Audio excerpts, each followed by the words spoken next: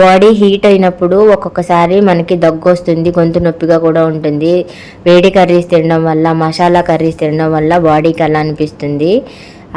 అప్పుడు ఈ వాటర్ని ప్రిపేర్ చేసుకుని తాగండి, చాలా రిలీఫ్గా ఉంటుంది. దానికోసం సాబుదానాన్ని అరగంట పాటు నానబెట్టుకోవాలి. తర్వాత స్టవ్ వెలిగించుకుని దానిలో వాటర్ పోసుకొని సాబుదానాన్ని పోసుకొని హాఫ్ కుక్ అయ్యేంత వరకు కుక్ చేసుకోవాలి. తర్వాత దానిలోకి కొద్దిగా బెల్లం పౌడర్ని యాడ్ చేసుకోవాలి. ఇది బెల్లంతో చేసుకుంటేనే చలువ చేస్తుంది బాడీకి.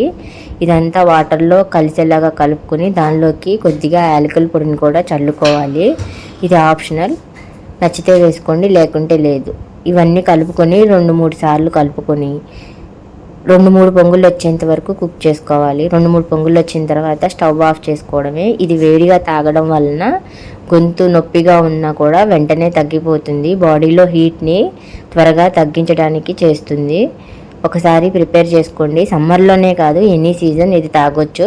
ఇది బెల్లంతో చేసాం కాబట్టి ఆరోగ్యానికి మంచిది. ఈ వీడియో కనుక మీకు నచ్చినట్లయితే ఒక లైక్ ఇవ్వండి.